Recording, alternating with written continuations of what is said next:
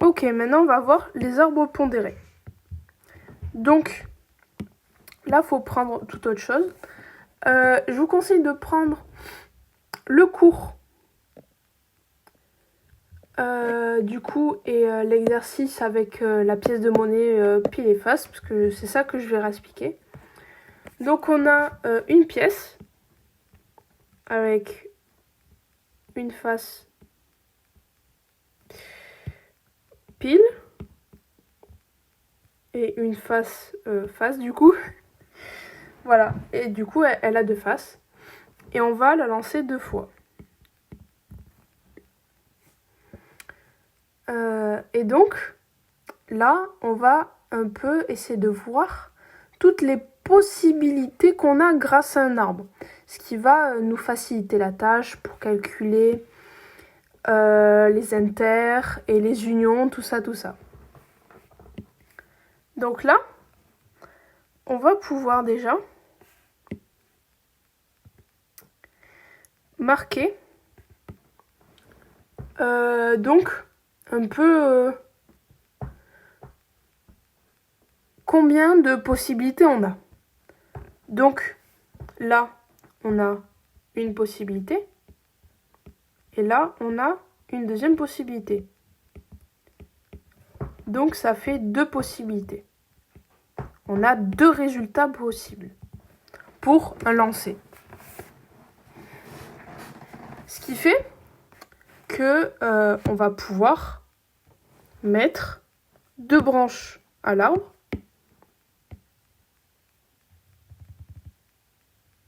Une qui correspond à on tombe sur face. Une qui correspond à on tombe sur pile. Et vu qu'on lance la pièce 2 fois, on va encore pouvoir avoir 2 possibilités. Donc soit tomber sur pile, soit tomber sur face. Mais c'est là que c'est un peu plus dur pour l'arbre. Il faut imaginer du coup que, imagine, je tombe sur face, je relance une fois, et là à ce moment-là, je peux tomber soit sur pile, soit sur face. Donc j'ai encore 2 chemins possibles.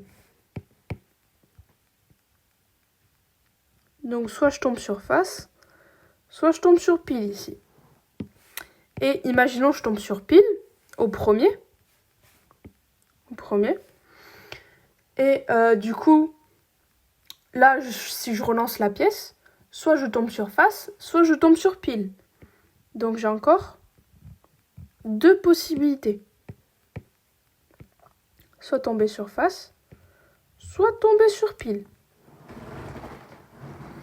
Ce qui fait que on va continuer à compléter le tableau.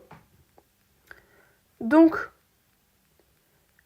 on va dire que niveau probabilité, du coup, des événements, vu qu'on a au total 2 événements pour, du coup, la première branche, là c'est premier lancé,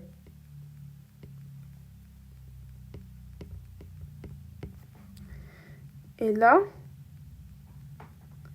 c'est le deuxième. Voilà, déjà, il faut séparer les deux. Alors, je vais plutôt mettre premier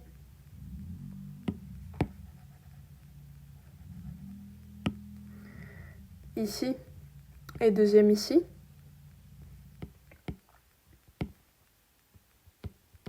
C'est un peu plus juste.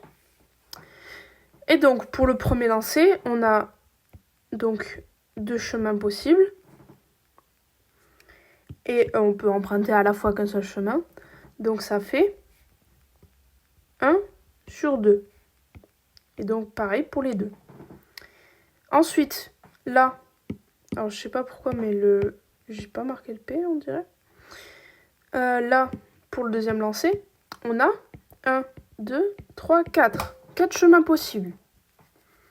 Donc là, à chaque fois, on a vu que c'est genre la même chance qu'on a d'avoir face pile à chaque fois, bah, du coup c'est 1 sur 4.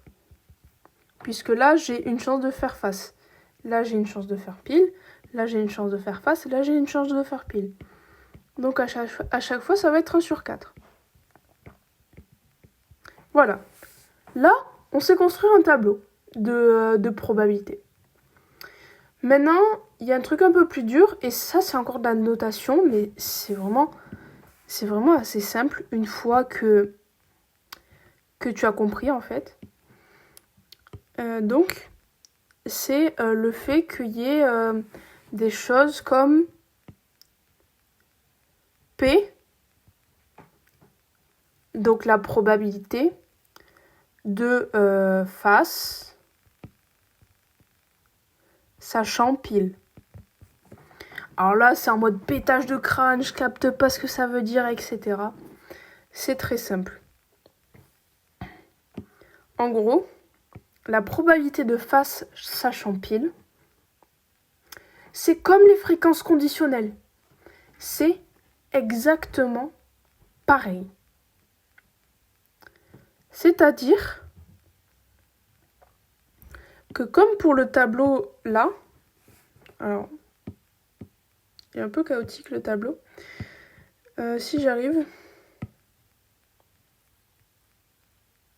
Voilà. Alors, c'est comme si on avait le caractère de A, ça veut bien écrire dessus. Donc artiste, et les gens qui jouent au basket et sont artistes, parmi les artistes. C'est exactement pareil. Le P de F sachant P. C'est-à-dire que parmi donc le résultat de face, on va prendre le résultat pile. Donc en gros, ça nous indique juste le chemin à prendre. Donc on fait F. Ça, on sait qu'on fait F, etc. Et ensuite, on va à pile. P de F, la probabilité de F sachant P, c'est exactement ça. Et c'est un peu pareil que la fréquence conditionnelle, en fait.